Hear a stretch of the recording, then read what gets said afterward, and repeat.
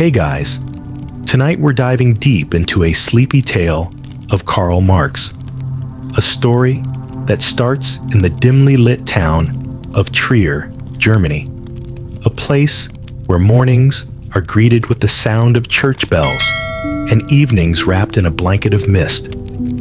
Imagine the cobbled streets softly echoing under your footsteps as you wander into the life of a young philosopher-to-be.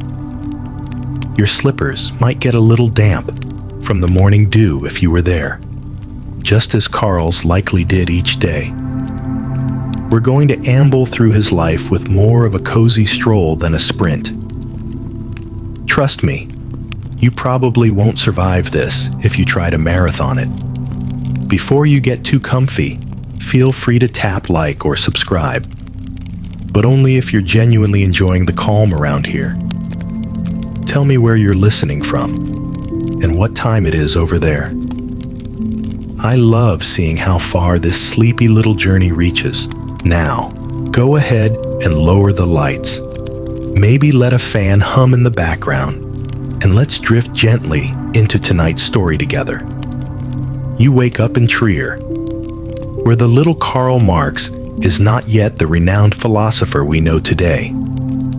It's a snug little town with a whispering river called the Moselle casually flowing through it.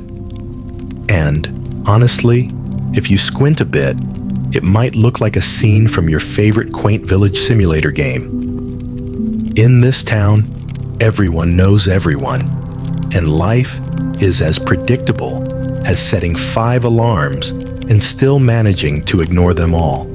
Karl, born in 1818, is growing up in a well-off family, which might surprise you because, spoiler alert, he'll go on to write about the proletariat struggles like he's been there himself. His father, Heinrich, practices law and has a penchant for Enlightenment philosophy, dreams up ideas just like someone juggling 20 tabs open to feel productive.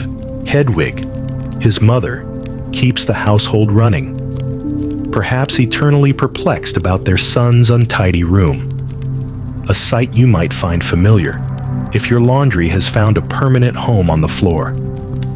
As Karl grows, he's more of an ordinary village kid than a bookish recluse. Picture the little Marx playing in the streets, scruffy hair and mismatched clothes, because, honestly, who has time to find matching socks?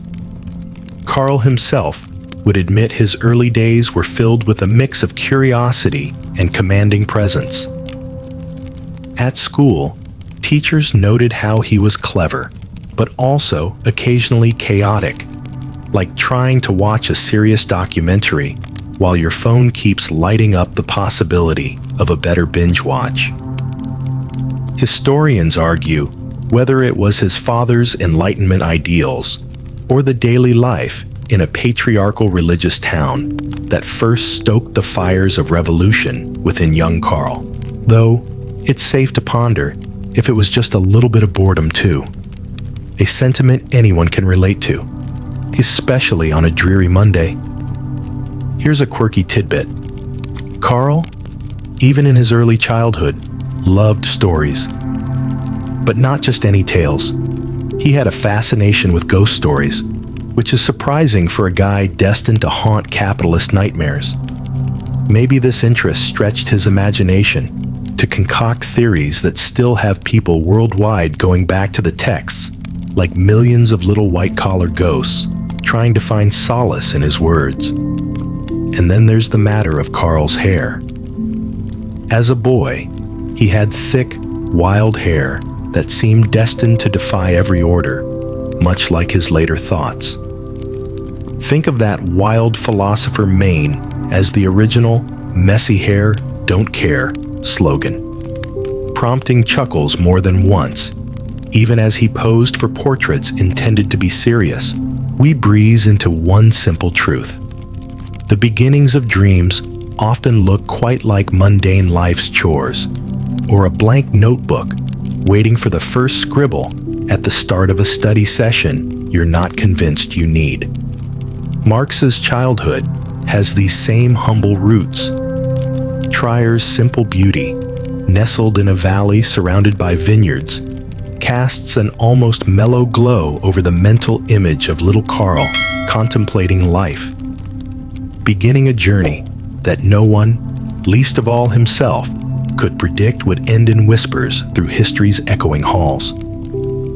Now, here we are, gently laying these small first stones that will someday form the foundation of Karl's revolutionary theories. But right now, our protagonist is just an ordinary young boy caught on that edge between childhood and something significantly bigger, comfortably ensconced, whether in oversized shirts or philosophical thoughts too grand for his age. So, as you ponder his early days, think about just how many kids running around today might carry within them seeds of ideas that could change the world. Sometimes, history laughs at how such simple beginnings could spiral into profound changes, like an unexpected plot twist in your social media feed. Whisper back into that history alleyway, thanking it for letting us glimpse Karl just as he was starting to stretch his wings, oblivious to how far they'd take him. Stay warm and tucked in as we glide along his path, knowing these stories won't turn into capitalist manifestos overnight.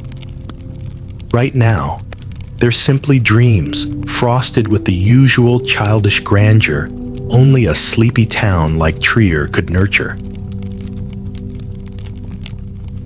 As you gently drift through Karl's early years and into his teenage days, you find yourself transported to the University of Bonn, where young Karl enrolled in 1835. It's a lively scene, bustling with students whose faces light up like rooms full of hopeful energy bars once class lets out. Imagine stepping out of your comfort zone, not entirely sure if you're academically or existentially prepared, like clicking into an unexpected tweet thread of complex ideas long past 2 a.m. Karl, being the eager beaver that he was, intended to study law, a path chosen by his father, and quite sensible if you're thinking about job security in that era. But honestly, Karl had the attention span of a person swiping through memes despite having 3 essays due. Instead of rigorous lectures, he found himself more drawn to the raucous debates of newly formed clubs and society gatherings. It's like discovering a side quest when you're barely through the opening credits of the main story. Irresistible. One evening, in a dimly lit tavern, a spot of choice for students wanting to wax poetic, indulge in spirited debates, or just enjoy a brew away from scholarly demands, Karl encountered the young Hegelians. They were a group of radical thinkers eager to wrestle with philosophical concepts that felt as tantalizingly abstract as a text you've started several times but never finished. Here, everyone chatted with an intensity that was both inspiring and a tad bit daunting, kind of like when you overhear a group discussing a book you only meant to read once. Between lectures that felt like long, unsubscribed newsletters and evenings at local haunts where arguments danced with smoke and laughter, Karl developed a knack for words he could almost wield as flamboyantly as an influencer wields catchphrases.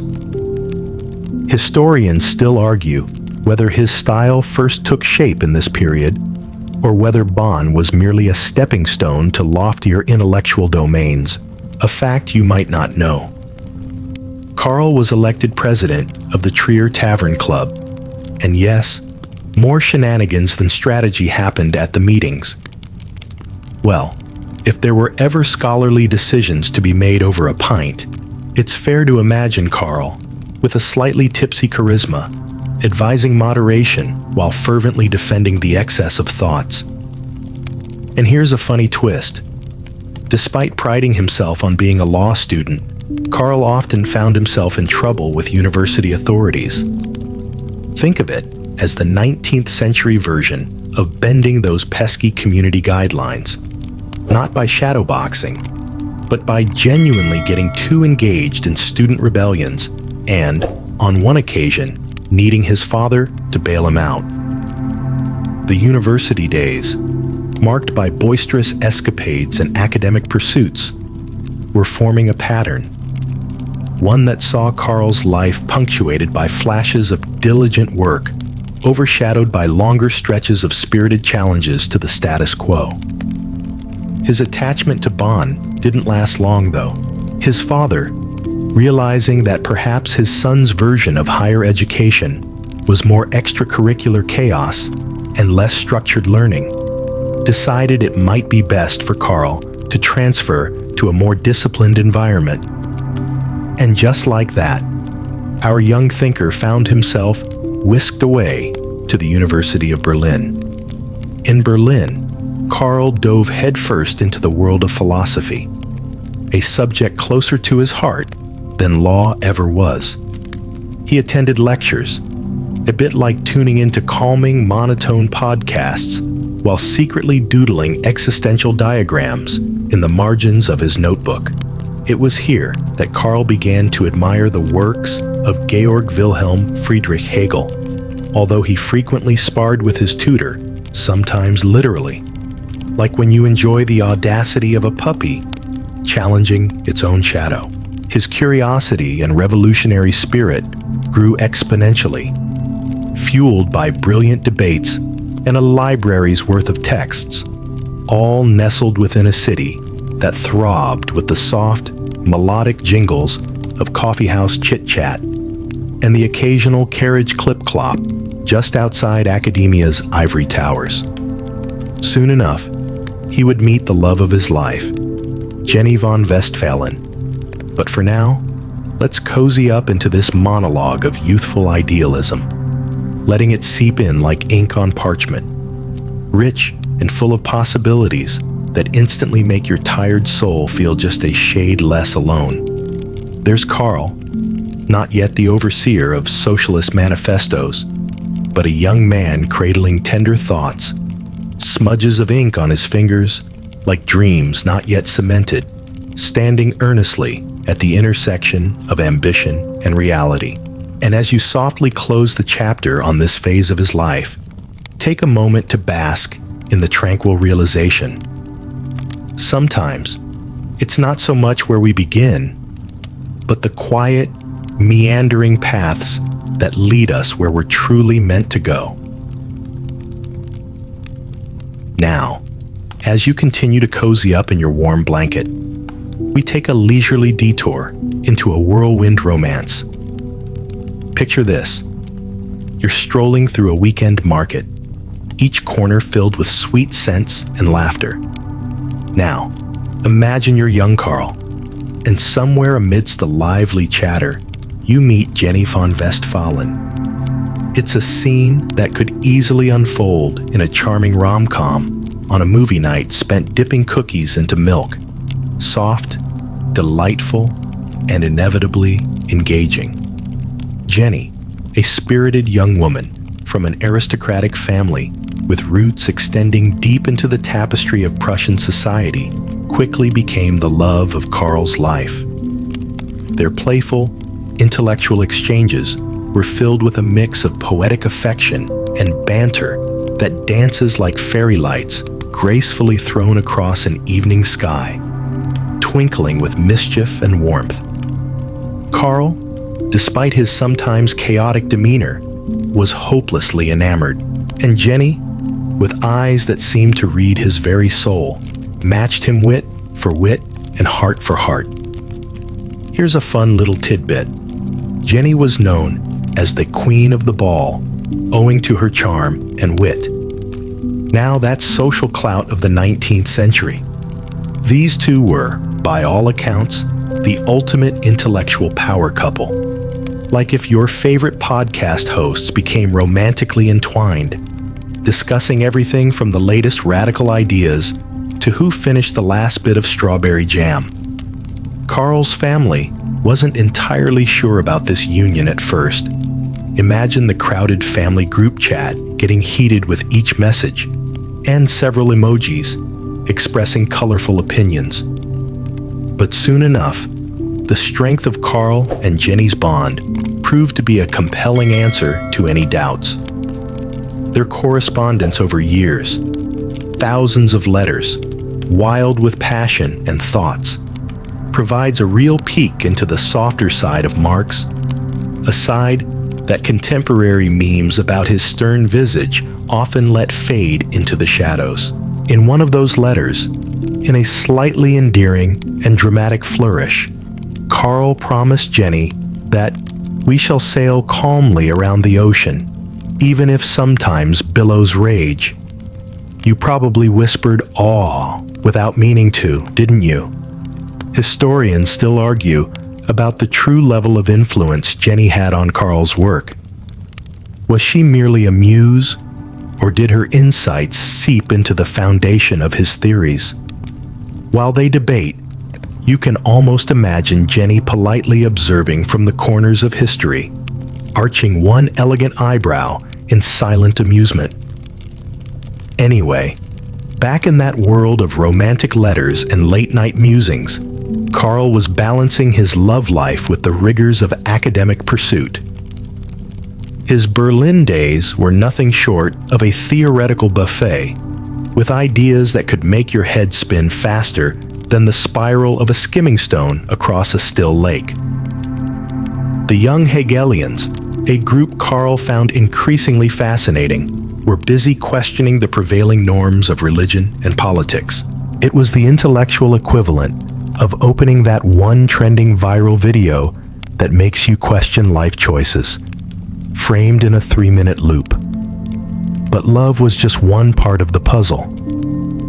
Like all deep stories, this one too had its unforeseen turns.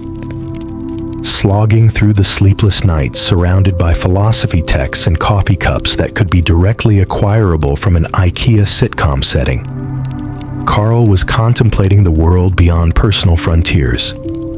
His growth was riddled with complexities, and European politics was a volatile cocktail of changing regimes and ideologies that brewed emotions and ideas on a scale larger than a modern-day influencer feud. While digging into Hegelian philosophy, Marx also began to lay stones in the path that would later become the edifice for his revolutionary thought processes. But we're not quite there yet, so hold on to your hat or slippered feet as we meander along. In these younger years, Karl remained someone who, although often preoccupied with the lineages of power and economics, rarely lost sight of the simple warmth shared between himself and Jenny. Their exchanges remain small imbued windows of light in his life. It's a reminder that in the largest upheavals of society, those massive shifts that alter tides and weave waves, there lies an ageless truth. Love can be the quiet anchor, an eternal hymn humbling the winds, providing solace and stiffness in storms. As Karl Marx pursued both Jenny and the philosophical ideologies of his time with equal fervor, he was setting the stage for a life that, unbeknownst to him, would echo far beyond the cozy, love-filled cocoon they shared. Let the comfort of this thought wrap around you like a familiar, oversized sweater. Karl Marx, the revolutionary thinker, once simply cherished the mundane beauty of handwritten letters and the glow of the lamps that illuminated them on a cold Berlin night. Picture yourself now walking alongside Karl as he becomes increasingly entwined with the young Hegelians during his time in Berlin. It's like finding that perfect book club where every meeting feels part literary discourse, part impromptu stand-up routine. Here, Karl explores the many shades of radical thought, each session leaving him more caught up in the intrigue of developing ideas around politics, religion, and philosophy. It's as if every conversation is a slow brewing cup of intellectual espresso, invigorating and slightly heady, The young Hegelians were known for their unorthodox methods, challenging societal norms in a way that would quite likely convert dull committee meetings into fiery discussions akin to those seen during trending debates on social media.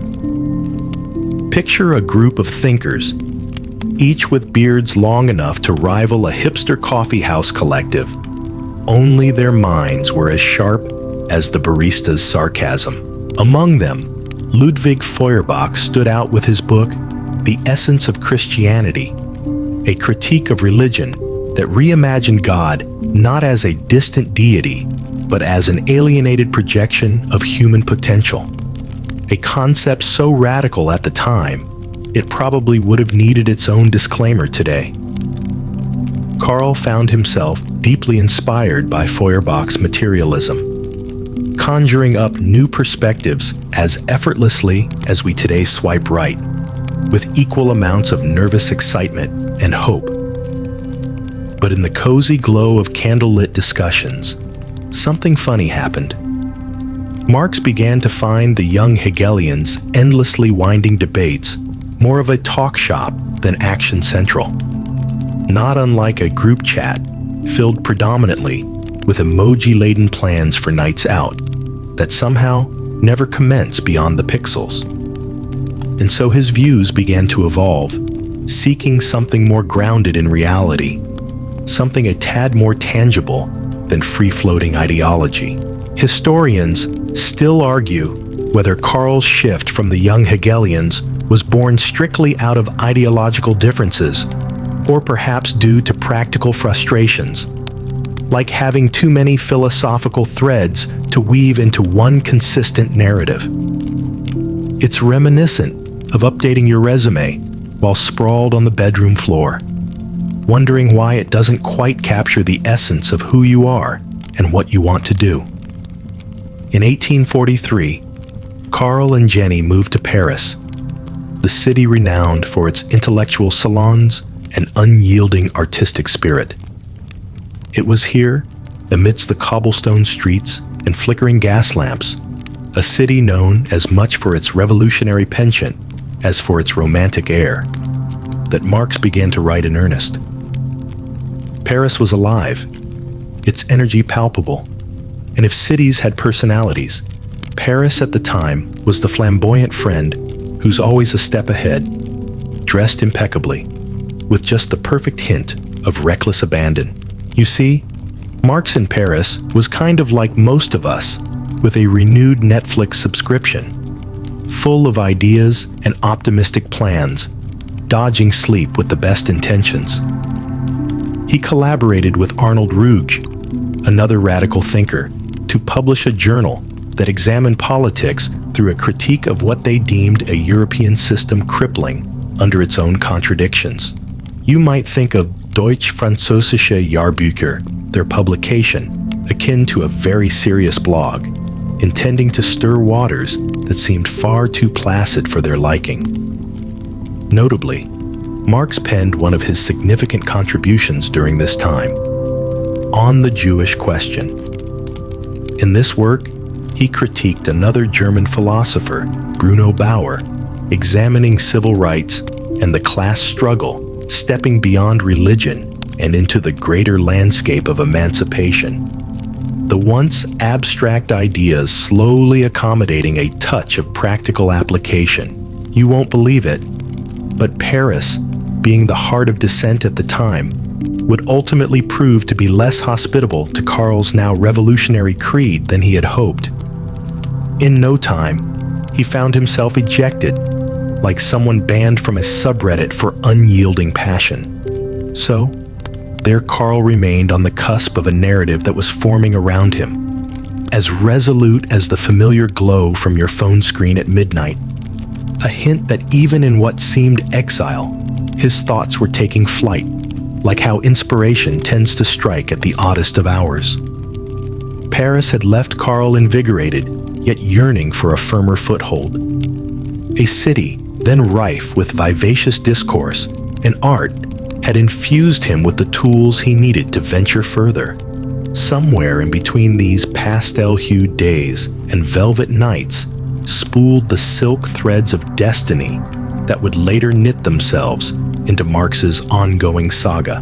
Wrap yourself carefully in this moment, knowing Karl's journey and your own both continue to unfold, breathtakingly, bewilderingly, and always beyond where the eyes of history comfortably rest. As we wander deeper into Marx's journey, you find yourself swept into the vibrant yet gritty fabric of London, where the Marx family landed in 1849 after a brief stint in Belgium. Imagine a bustling city that seems to hum under a gray canopy of sky, a constant kaleidoscope of briefcases, soot-streaked faces, and cobblestone streets echoing with the clip-clop of horse-drawn carriages. It's a place where the air tastes faintly of adventure and impending rain, kind of like the sensation of having too many unread notifications lurking on your phone. For Karl, London was not just a new beginning. It was a crucible, melting together ideas, realities, and the mundane struggle of daily life. The city tested its dwellers with both marvels and miseries, a bit like an extended minimum difficulty dungeon raid, offering occasional hiccups, teaching resilience along the way. Here, quite fittingly, Marx composed his seminal work, Das Kapital, amidst the chaos of poverty and with more distractions than one could possibly mute. You see, London wasn't immediately welcoming. In fact, the Marx family faced considerable hardship. They lived in cramped quarters in Soho, battling illnesses, and often teetering on the brink of financial ruin. Historians still argue whether it was the economic precariousness that honed Marx's insights into capitalism, or if his theories were already preformed and merely needed the tempering flames of London life to be fully realized. It's the classic chicken and egg dilemma with a revolutionary twist. A quirky tidbit for you. During this time, Marx apparently took up staying out late at the British Museum reading room. It sounds cozy, doesn't it? Almost like binge-watching historical documentaries past bedtime, only with endless tomes instead of endless buffering streams. It became a second home of sorts, offering both solace and all the cues of history he could scribble along the margins of his burgeoning theories. His finances were chaotic, much like modern-day freelancing in an unpredictable gig economy, riding the whims of sponsorship from his friend Friedrich Engels. Engels was Karl's spiritual and economic ally, sort of like spontaneously bumping into an old friend turned fairy godparent at a crucial juncture in a chaotic theme park filled with life lessons and cotton candy gone wrong. Despite the struggles, these London days were pregnant with purpose. Every walk in Hyde Park sparked synapses that fired ideas into what would eventually solidify into Karl's comprehensive critique of political economy. Meanwhile, Jenny persevered silently through the mundane pressures of running a bustling household, children in tow, a quiet pillar perhaps unseen yet unfaltering, even as Karl scribed the very weight of those daily struggles into the grandeur of his written word. The hustle and bustle of London provided not only a vivid backdrop, but also the necessary friction against which Marx could sharpen his ideas. Think of it as the constant hum of a coffee shop. It might be distracting, yet oddly, sometimes that very noise helps focus your thoughts, much like opening up to that Word document you've been working on without meaning to actually wrap up anytime soon. And here's a sprinkle of humor. Despite his serious demeanor, Marx had a soft spot for chess and beer, just like when you treat yourself to a well-played video game or a nightcap after the long day's toil. It was said his chess games were intense, possibly reflective of his mental dexterity that played out greater gambits on the stage of revolutionary thought. Karl often imagined a world where class distinctions dissolved like fog in the early morning sun. But as you nestle further into the story, you notice that every moment of respite in his life, every book devoured, every moment of quiet reflection at his writing desk was driven by an unwavering commitment to an elevated understanding. A potential murmured softly every time life's weight bore down anew. As the story unfolds in gentle ripples, the London chapter stands out not just as a test of survival, but as a significant chapter of creative perseverance. So before you drift into the easeful sleep, cradled by the evening's lull, remember, in the flowing mosaic of Karl's experiences, each edge of hardship honed the brilliance of the thoughts that would eventually change the course of the world, even as nightly dreams drifted gently beneath eyelids burdened by hard-earned wisdom. Imagine now that you are stepping into the Marx household as yet another day begins, with the soft, persistent knock of rain against the windows, a symphony of gentle noise that both awakens and soothes. It's the kind of day where Karl would throw himself into writing, tucked away in his study, surrounded by crumpled paper and the fading scent of ink. Outside, London continues its tireless churn, a living organism of cobbled streets and murmuring markets, as Karl scribbles his evolving thoughts about society, class, and the very essence of labor. It was in this bustling environment that Karl's work, Das Kapital, began to take shape. Picture him leaning over piles of notes, a sight not unlike yourself, trying to tackle the ever-elusive to-do list that never seems to thin.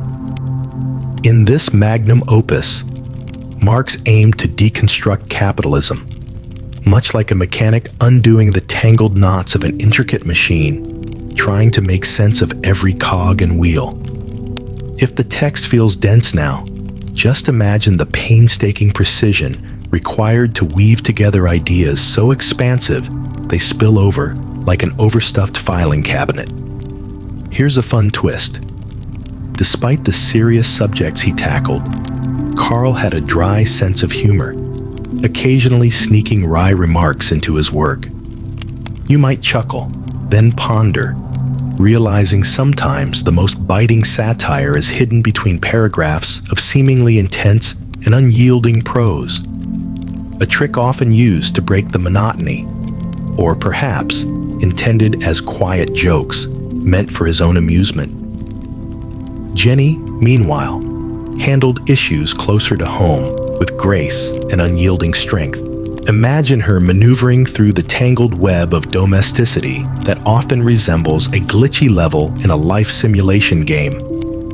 She managed it with an energy driven by love and an unwavering belief in her husband's vision. The family's challenges were numerous, from debts piling up like unopened emails to bouts of illness striking unpredictably. And yet, through it all, the ties that held them together grew stronger. Historians continue to debate Marx's ultimate legacy, arguing whether his theoretical contributions overshadowed his personal anecdotes or vice versa. Was his enduring influence primarily academic, or was it the reverberation of those deeply personal convictions? It's in this interplay that Karl's writings continue to ignite discussions, like torches of thought, lighting pathways through the darkened corridors of contemporary debates, the kind you occasionally find yourself lost in during a midnight rabbit hole exploration on the web. One quaint detail about Karl: he was known to pawn his belongings to make ends meet, a parallel to trying to budget this month's expenses while side-eyeing last-minute online sales. This dilemma was part of life's persistent ebb and flow, where primetime moments were punctuated by the need to adapt, a bit like tiptoeing across a hot surface on a blazing summer day with no shade in sight. Despite the grueling work hours and financial strains, there was a multifaceted warmth in their home, a refuge constructed from laughter, with each child's laughter contrasting against more solemn backgrounds. And somewhere in this rich tapestry, woven from contrasting threads, Marx found the inspiration and discipline to continue his work, each page mirroring his perseverance and resilience. Occasionally, friends and colleagues visited, adding color and conversation, like an instant wave of nostalgia brought on by a surprising smell or an old song. The atmosphere in the Marx residence would transform into lively tete-a-tete about society, books, and life's many little mysteries. Moments of camaraderie that, almost surprisingly, paired well with a warm cup of tea, or perhaps a shareware of pint and pie from the nearby pub. In these tender moments, Karl's mind would find fresh fodder for thought, a chance to refine ideas that would travel far beyond the soot-covered skyline of London. And as you listen to the patter of rain, tracing soft lullabies against the window pane, it becomes apparent. In London's challenge and friendship-studded exile, Marx found both sanctuary and the foundation upon which a revolution in ideological thought was built. So when you close your eyes, drifting off with the rhythmic hum of a fan or the city's distant murmur in your ears, imagine yourself walking alongside the intellects of another era, peering into the recesses of their thoughts, bathed in a warmth that transcends time, wrapped snugly in the understanding that within every mind exists the potential to change the world profoundly, quietly, day by day. The daily hum of life in London surrounds you like a cozy blanket, and here, within its folds, the Marx household bustles with all the unpredictability of a family trying to stretch each penny, hoping it doesn't snap. Each morning begins similarly, with Karl diving straight into marathon writing sessions. Mornings often mark the beginning of his many revisions of Das Kapital, and evenings bring discussions over candlelit meals that might consist of little more than simple soup and bread, yet always flavored with rich conversation. Imagine Karl steeped in his work, more engaged with margin notes than with the mundane woes of the world outside. His study could be the very picture of organized chaos, pages strewn about like the aftermath of a brainstorming session in Fast Forward, akin to the way your tabs multiply when you're engrossed in a spicy new topic. Each book, each parchment, represents a portal to deeper understanding, a pixelated journey through layers where theory meets the raw, gritty texture of lived reality. Here's where you might add in a quirky little story. Marx's family had one special investment, a piano. It wasn't just for music, but also served as a pawnable item when times got particularly tough. In a charmingly roundabout way, it resembles modern life, where our most prized possessions sometimes cycle between prominence and practicality, as fleeting as holding down the close button on a particularly frenetic day. Meanwhile, Jenny remains the resilient heart of the household, with patience manifested in her quiet determination. In a home filled with clamor and chaos, she remains like that one familiar book you turn to, dog-eared, comforting, offering company amid solitude. She juggles their financial woes alongside her emotional duties, maintaining an equilibrium that sometimes feels as fragile as bubbles blown into the crisp morning air. Often, Marx would take long, reflective walks through the bustling markets and parks of London, collecting his thoughts like souvenirs from excursions through a world of human impulses. These quiet moments became the gaps between his monumental tectonic shifts in thought, moments where creativity quietly aligned with tangible observations, much like scattered petals forming the pattern of a hopeful bloom, just as gentle rain approaches. Engels remains a steadfast companion through these convoluted times, both a confidant and co-conspirator in Karl's intellectual pursuits. It's a friendship akin to having a shoulder to lean on, one that understands the push and pull of past unmet dreams and future plans, captured succinctly over shared pints or impassioned notebook scribbles exchanged like a duet in their common cause. Together, they crafted the Communist Manifesto and engaged in discussions that transcended their frequent financial despondency. Historians often debate whether Karl's theories fully recognize the human facet of labor, or if his persistent focus on capital overshadowed the individual life nuances that paint over the grand mural of socioeconomic systems. It's a playful thought game, resembling the pondering over why some emails slip unnoticed into spam, while meaningful letters linger unapologetically even when drafts are marked urgent. And, embracing a lighthearted moment, rumor has it that Karl occasionally tested out his theoretical ideas during dinner conversations, not unlike trying to convince family that adding kale to ice cream might be a thing someday. Surely enough, it sparked equally eye-opening debates around the table, some crusty bread transforming into makeshift pointing sticks over mapping out the fate of socio-political dynamics. By now, much of Oxford Street, or the dimly lit corners of eastern neighborhoods, have become an intrinsic part of Karl's world, a living anthology feeding his ideas, like pop-up events unmasking melodies carried over from distant lands that blend seamlessly into the more familiar tunes of local lore. Whether in the flicker of gaslight or the hustle of workers weaving past each other during vivid afternoon hours, the pulse of life echoed through him, his vision keenly etched into the urban landscape. And as night wraps around the sprawling cityscape, Karl might pause briefly, gazing into the fading glow of gaslit streets.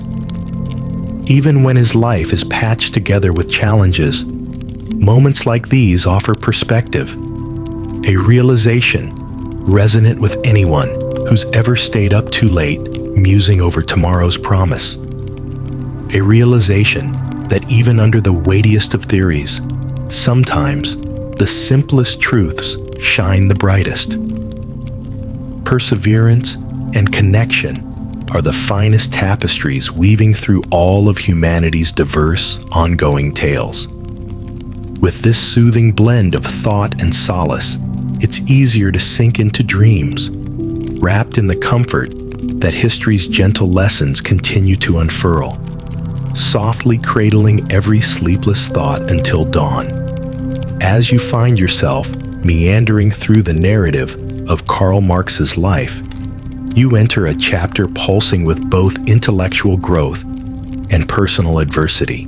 It's the 1860s, and Marx is neck-deep in refining Das Kapital, navigating a labyrinth of ideas that stretch before him like an unending game of philosophical Tetris. Completing this opus requires an intense focus, one that you might only achieve after several cups of strong coffee on a particularly demanding Monday morning, when everything feels like juggling flaming swords. Despite the drive and determination saturating his efforts, Karl's health begins to falter. Here lies a vivid reminder that even the most resilient minds are often ensconced in bodies that demand their own care. Imagine the familiar struggle akin to trying to convince yourself to take a day off, even as emails pile up, like silent voices clamoring for attention. Historians still debate whether Karl's fits of illness significantly impacted the pace of his work, or if the work itself was an escape intricately woven into the fabric of everyday survival, a quirky aside to brighten this stage of the story. As Karl poured himself into Das Kapital, he famously battled chronic ailments with humor and stubbornness. Much like the digital age heroics of pushing through with a broken phone screen or headphones stuck entangled, Karl developed curious remedies and rituals to combat these spells. Legend has it, despite his gruff demeanor, Karl was uncharacteristically superstitious, convinced that certain charms could ward off sickness, much as one might gingerly tap superstitious beliefs into conversations layered with casual interjections of just in case. The Marx household, always teetering on the edge of precarious stability, bore the intricacies of familial harmonics. The children were growing, and with them came challenges, heartbreaks, and small victories that painted day-to-day life with a color palette richer than the darkest pastimes depicted within Karl's texts. Their evenings might echo scenes akin to today's nostalgic video calls between far-flung friends, pretending no lag stands between yesterday's fond memories and today's unfolding moments. The Marx children, by now coming into their own, lived vibrant lives alongside their parents' struggles. Jenny's quiet steadiness, like the cozy hum of an old radio, drawing you into comforting familiarity, was a constant. As pressures persisted and resources thinned, resilient family discussions resounded amidst the clattering dishes of a too-small kitchen. Images of kindness etched even in tales far removed from their world.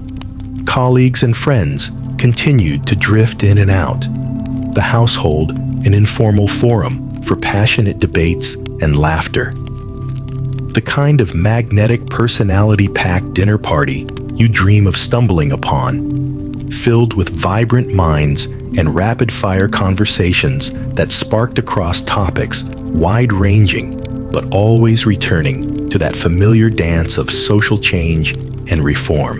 One can't help but chuckle at some tales. Take the time Marx and Engels embarked on raucous debates, the sort that sometimes morphed into playful arguments over curtains or breakfast choices. Imagine them, like characters in a sitcom, whose bond transcends narrative tropes of disagreement, finding balance in banter and solace in shared pursuits. A friendship immortalized not through simplified tales, but through their shared passion and humor. Through it all, Karl pressed onward, like a hero embarked on an epic quest, through a storm of paper, ink, and ideas that danced chaotically like autumn leaves spiraling in a crisp breeze. This journey was not without its falterings, resembling the way sometimes a dreamy algorithm's path tangles briefly, ever so briefly caught, before unraveling once more in perfect calculated chaos.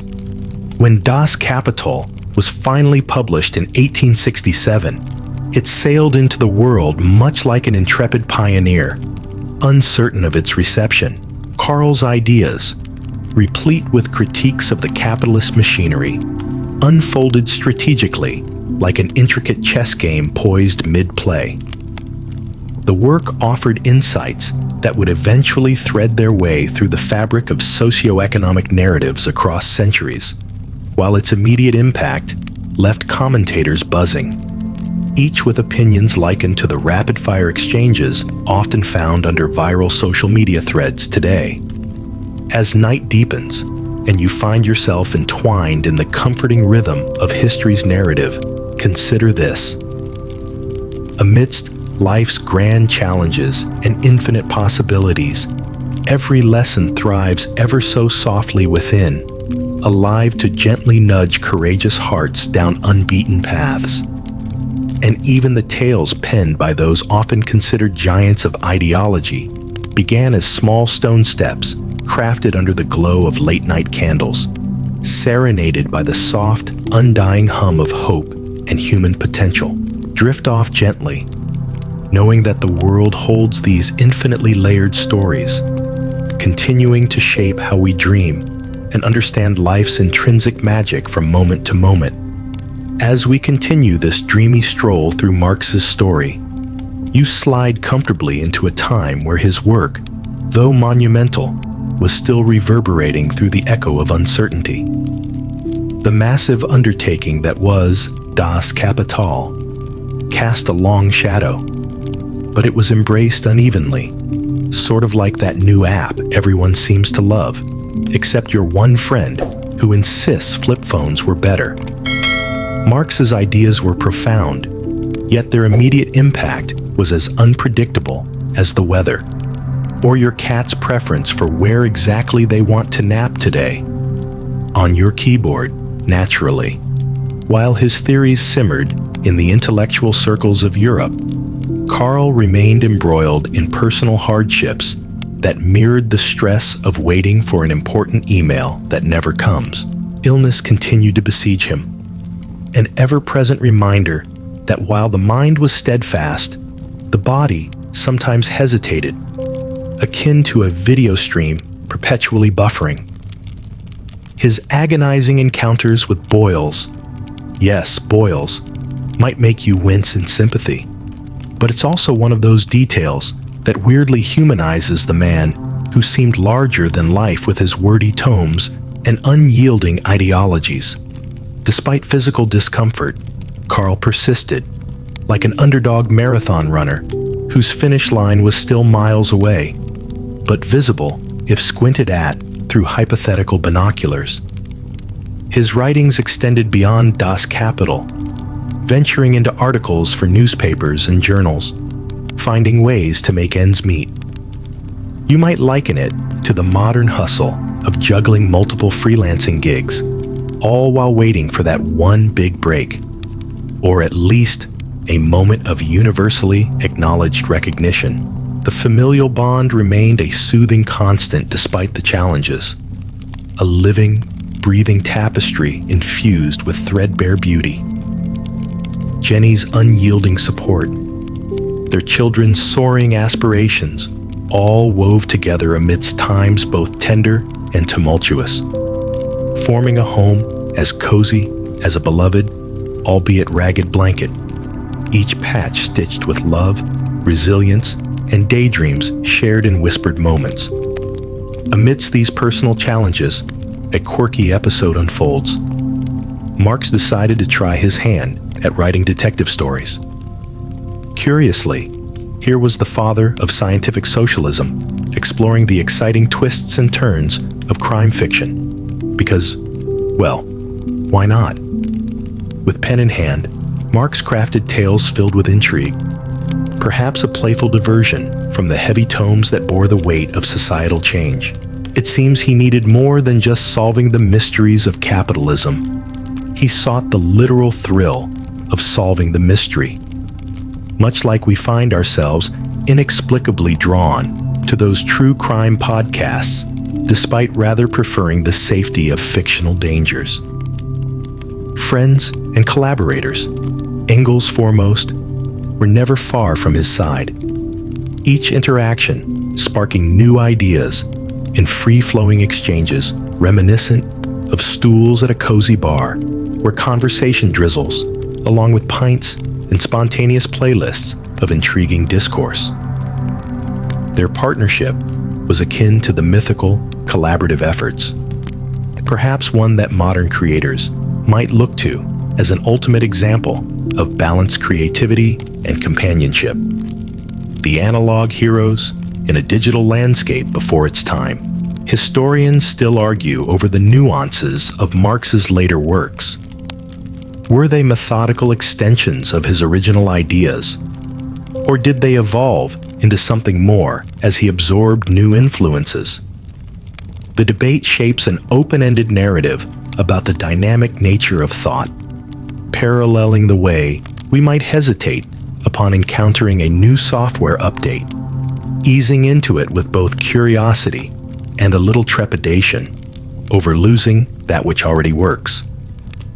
In these years, Marx navigated his ideological world with something like the precise movements of a ship guided by constellations, stitching the sky with certainty born from tradition, while ghosting across waters that called for the navigator's keen eye.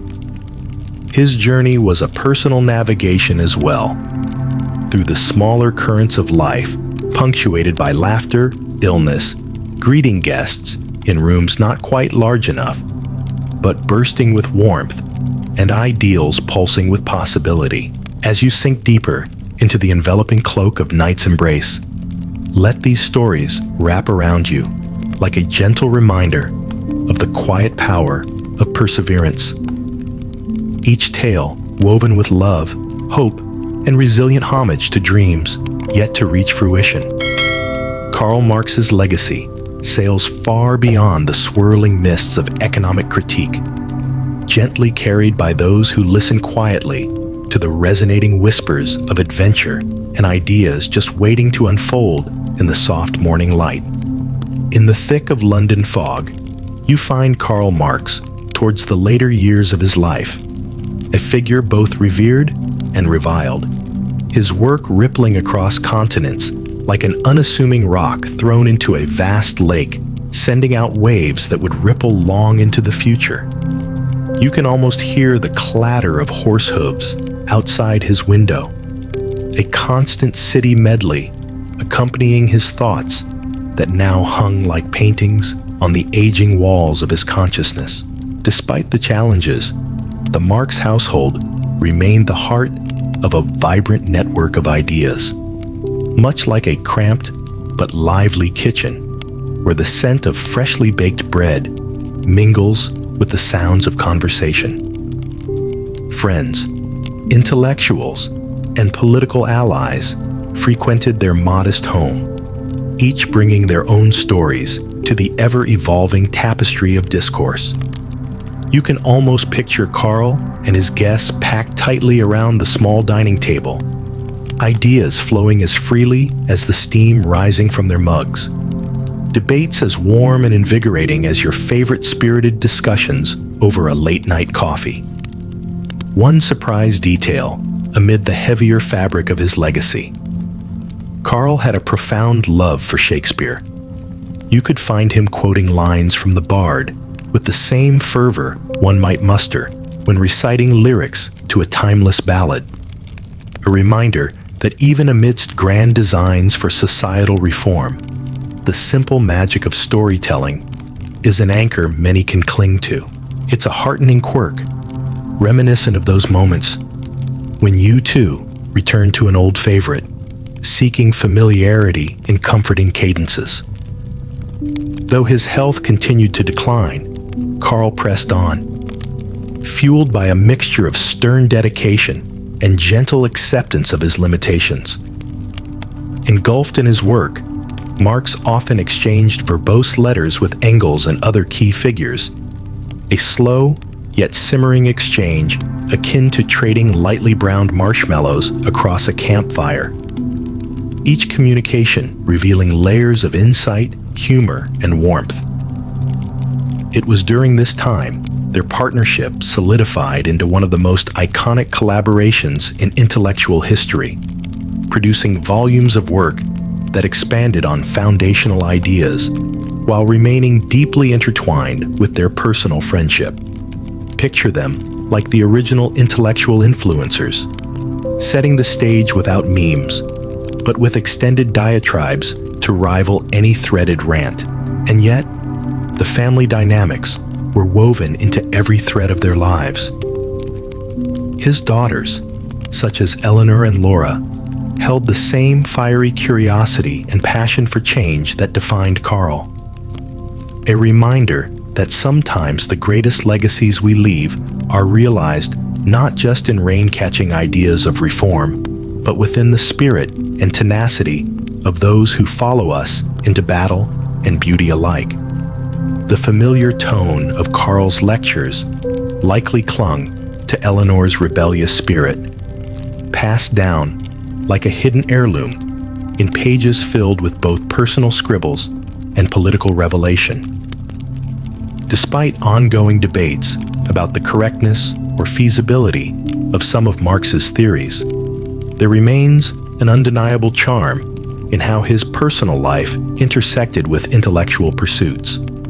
Historians are left wondering whether his vision extended too far beyond reality, or if he merely predicted a future not yet arrived. His predictions about the rise and fall of systems tugged at the imagination, future-bound like pages in an open-ended book where some chapters remain unwritten, eagerly awaiting the gentle guidance of both seasoned scholars and fresh-eyed thinkers alike. In his final years, Karl faced more personal tragedy, losing several of his children and dear Jenny within a short span. One can feel how this eternal void seeped into the cracks of his resilience, like a poignant whisper escaping into the shadows of night.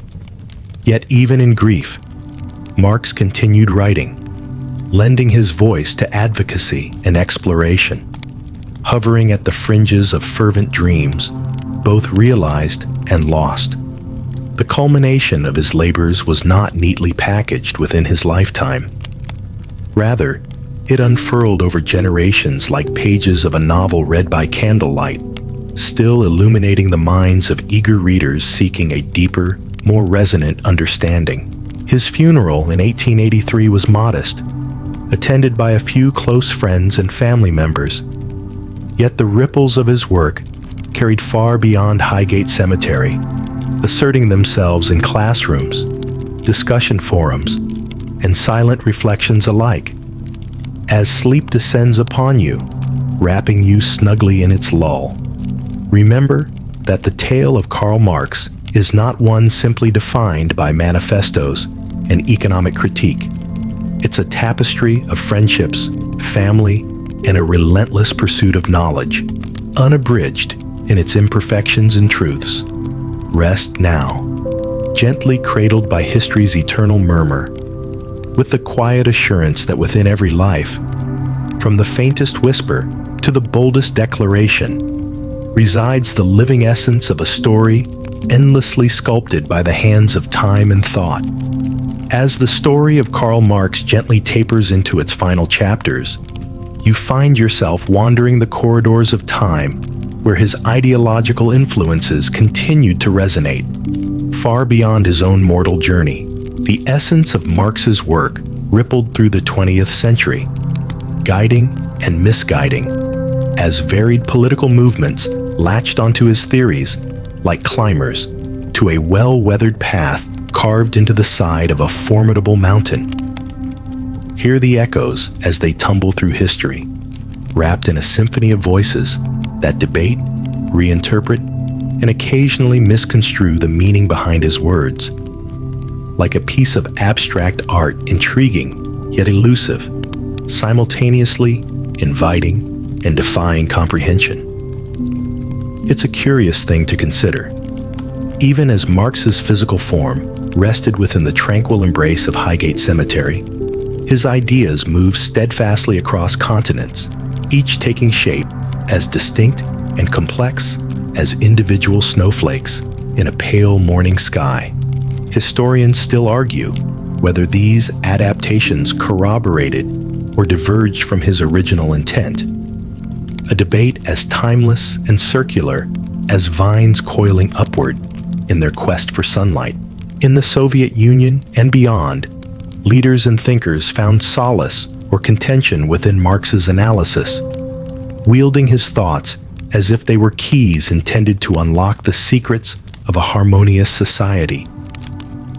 Ironically, as his voice echoed through revolutionary calls to action, Marx himself seemed to defy the confinement of baskets that sought to categorize his sprawling contributions. Here, the nuance of his critiques challenging readers to consider with open yet skeptical hearts all that he explored. And yet, amid this sprawling canvas of ideological exploration lies a quirky consideration. Marx never imagined himself a Marxist. Just as our taste evolves with each adventure, His ideas were meant to spark intelligent inquiry rather than rigid dogma. It's a testament to the enduring flexibility of thought. How one man's reflections in a cluttered study could create boundless ripples that continue to awaken curiosity among students yawning through their daily lectures, or amidst rebellious thinkers eager to color outside established lines. As the 21st century clicks onward with the precision of digital clockwork, Marx's ideas occasionally waltz into the spotlight, rediscovered by a new generation who wonder at the inequalities professed on their social feeds. Could Marx foresee TikToks dissecting his critique of capitalism, or memes proliferating across message boards offering quick wit about commodification? An exploration he might have chuckled over, pondering the irony in the medium itself. An unanswerable question, perhaps, yet delicately intriguing all the same. And oh, dear listener, what a soothing realization it is. These swirling times, often anxious with unregulated noise, remind us that even within history's sometimes turbulent embrace lies a kindred spirit to this tale. A spirit defined by passionate inquiry and the gentle rumblings of hope. You too can contemplate the winding tapestry of history, languidly draped across moments of introspection, hinting at the shared legacy we unravel together. Let the whispers of Karl Marx settle over you like a softly woven blanket, both intricate and seamless, inviting you to take from history a comforting blend of wisdom and curiosity. As you drift gently towards sleep, think how life's great narratives weave around us like that familiar nighttime melody, a quiet reminder that even in whispers, there resides an overwhelming potential for story, reflection, and the sweet embrace of understanding. Allow every echo, each nugget of insight, to twirl through the vaulted halls of your dreams, mingling with the stardust and trailing along the lullabies softly sung by a past both intimate and profound.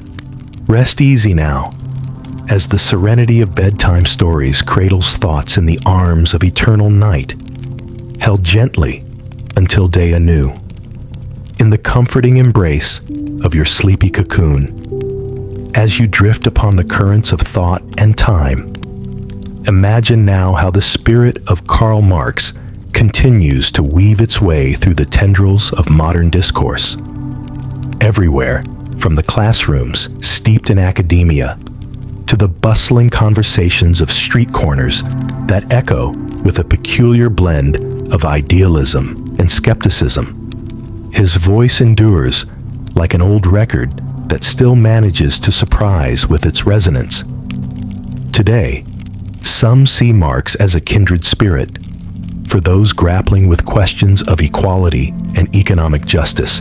The hushed confines of cozy cafes and the vibrant hum of social media platforms come alive with renewed interest in his ideas. Each conversation threading through digital and tangible spaces alike. It's reminiscent of group chats that stretch into the late hours, where everyone seems eager for that shared moment of understanding. A meme, a quote, an idea that sticks like a soft adhesive binding curious minds. In this century's fast-evolving world, with its challenges etched upon the backdrop of innovation and design, Marx's thoughts are seldom straightforward guideposts. They are more like constellations, distant yet reassuring in the night sky for those willing to trace their outlines. Historians argue whether his visions were utopian ideals or practical blueprints for change. But one thing remains clear: his legacy refuses to be fixed. It's ever-evolving, like a playlist that reshuffles itself just when you think you've got it memorized. Here's a quaint reflection for you. Imagine Karl Marx, alongside a cup of coffee in his busy kitchen, poring over the news alerts, flooding his smartphone and nodding, or perhaps shaking his head in that uniquely expressive way. His ghost, rewritten for today, might dance through comment sections, challenging prevailing assumptions and prompting conversations that linger longer than intended. There's a strange humor in imagining Karl caught in a meme wave feedback loop, with replies echoing LOL when you know he'd crave more belly laughs.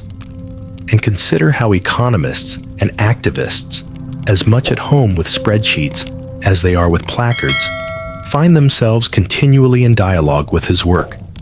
Reflective moments captured under neon lights on a city street, a juxtaposition of nostalgia intertwined with determined forward motion, encourage a dive into the theories which still inspire, confound, or sometimes frustrate those who engage with them today. New questions arise. How would Marx address automation's encroachment on labor? The gig economy's promise and peril? Climate change? Such contemplation is at once muse and mystery, beckoning thinkers to sail seas both known and uncharted.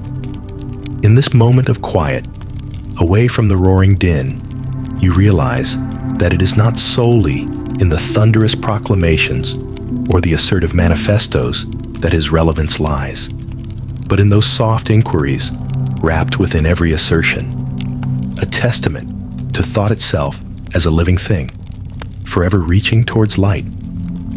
Such was the genius of Karl Marx, to ignite an eternal conversation, a tender dare inviting every generation into the dance of ideas, the truth of human endeavor.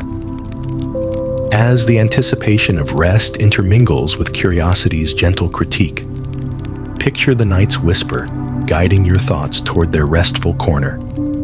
Orbiting inside lush dreams, let the embrace of history softly comfort you.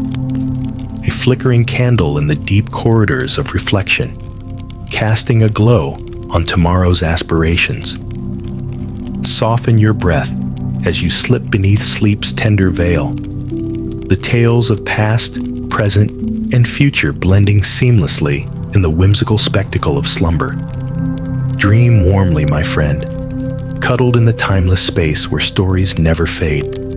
They simply change form, like echoes within the quiet cathedral of night.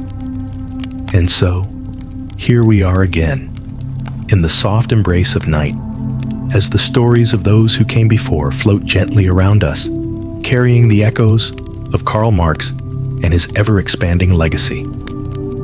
Imagine, if you will, how his ideas continue to wander through time, like a familiar tune that never loses its charm, always hinting at new depths with each rendition. His voice, once a whisper of revolution, is now a series of ripples, nudging the shores of countless conversations.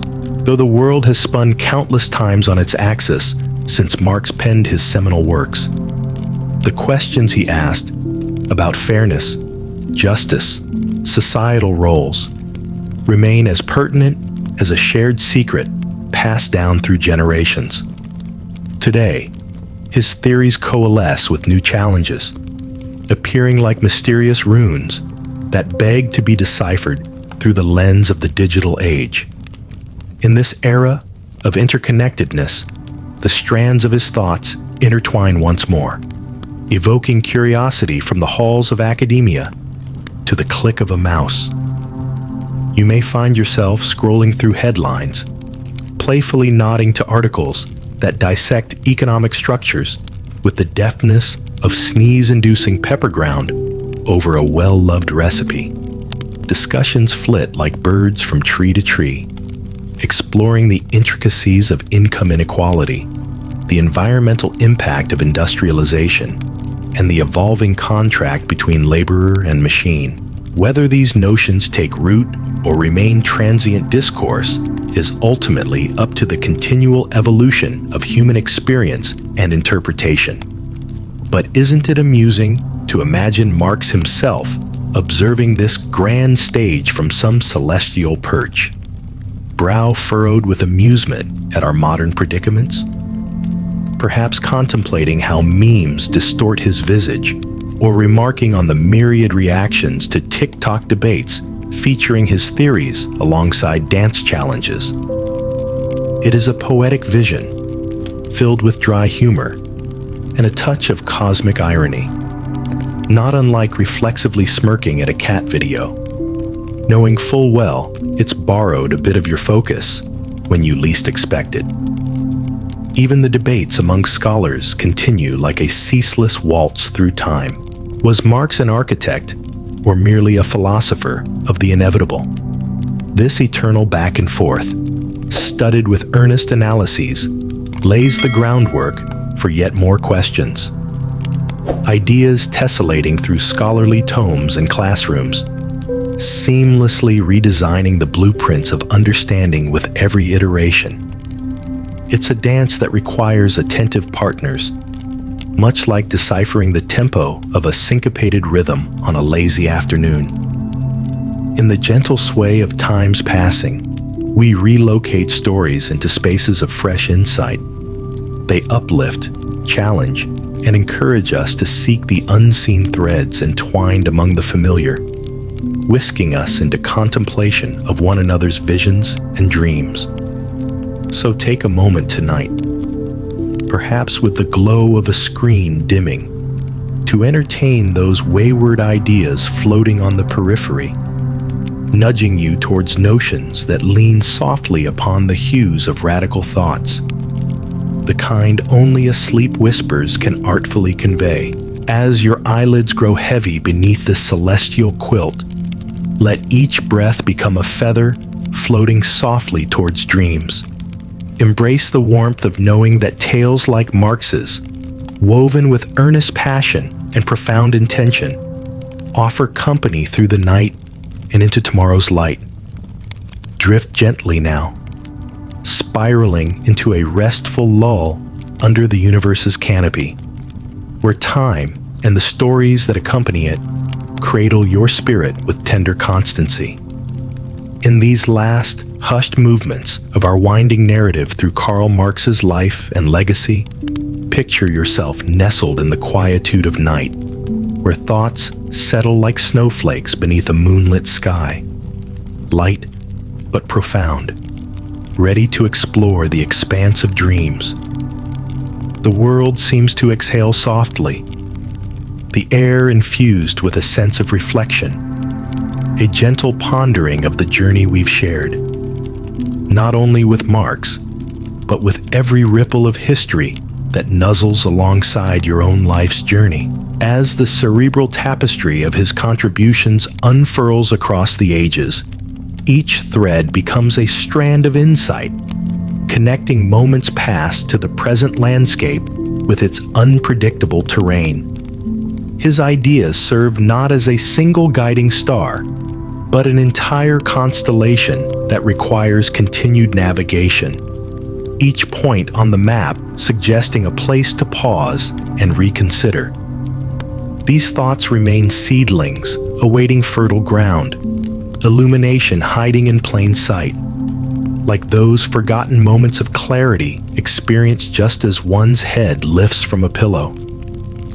Even now, the debates around Marx's work persist, a testament to its enduring complexity and influence. Scholars and enthusiasts alike sift through the layers, creating intellectual mosaics out of his writings, crafting modern interpretations in much the same way one might, piece by piece, restore a cherished mosaic unearthed from the sands of time. Was Marx's vision more magical realism than pragmatic roadmap?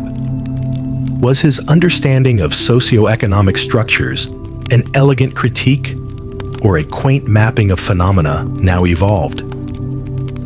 The questions swirl like gentle currents, keeping alive the dialogue that engages minds across generations.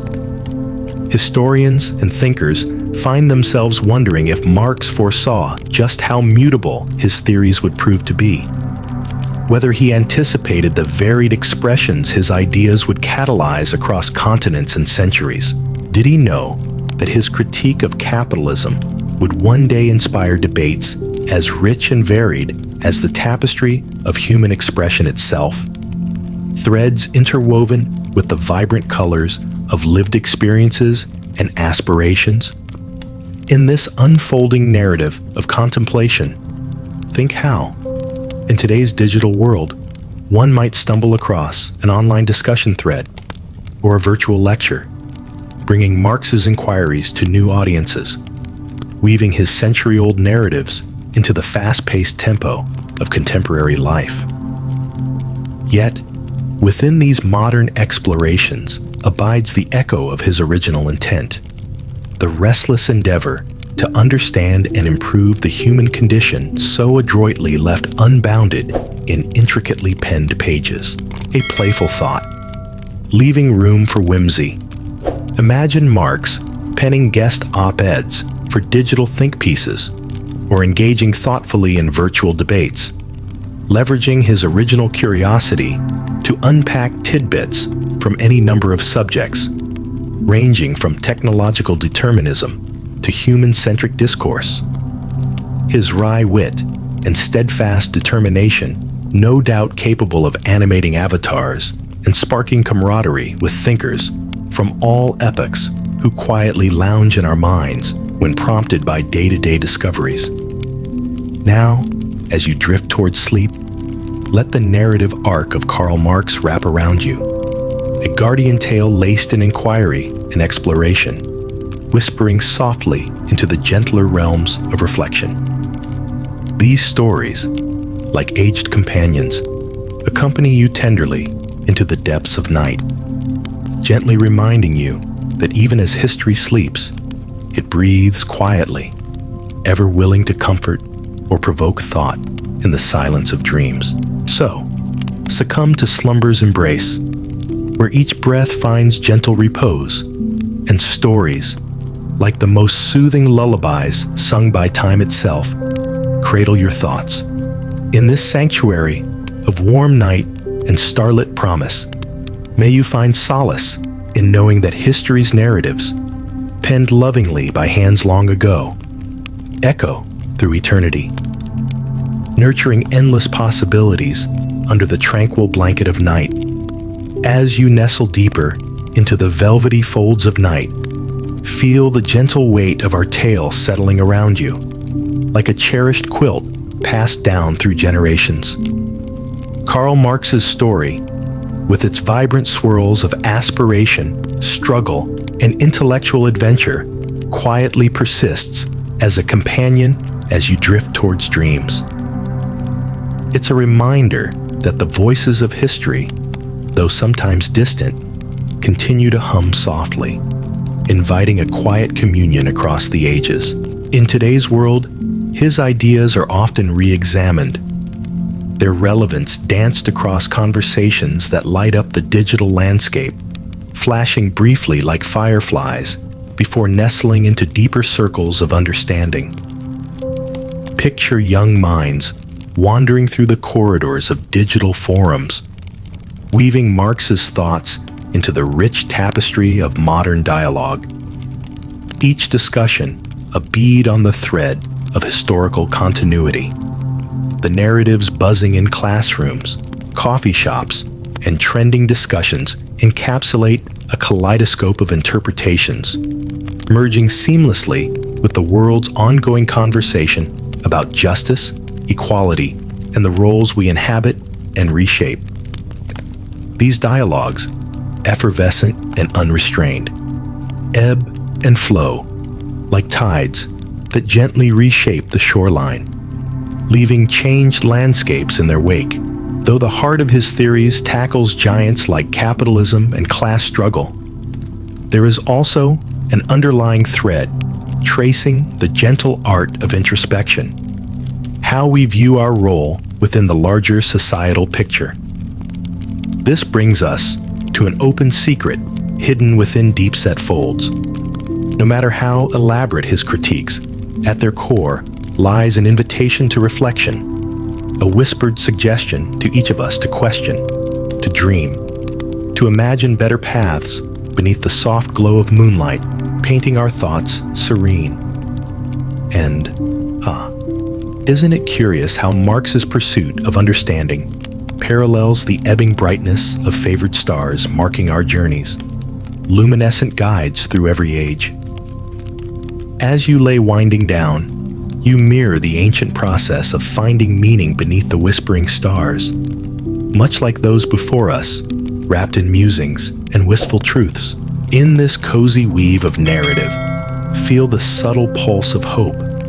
Hope that in remembering and revisiting these tales, you are paired with history's mentors, nodding along with the rhythms of time etched in wisdom's quiet ink. The stories passed from heart to heart shape soft futures beneath the vast sky, a sacred harbor of grace and understanding in which our modern journey lies anchored.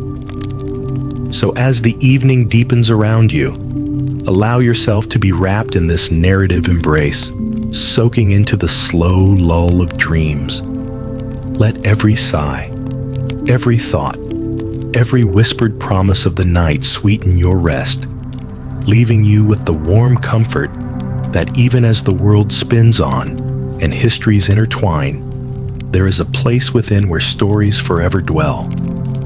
The gentle echo chamber of legacies, lingering lovingly beneath the quiet canopy of sleep-infused night. Rest easy now, ensconced in whispers and wonders, as these tales, part and parcel of our shared humanity, sing softly through the lullaby of night, guiding you through the boundless landscape of dreams until dawn's tender light finds you once more.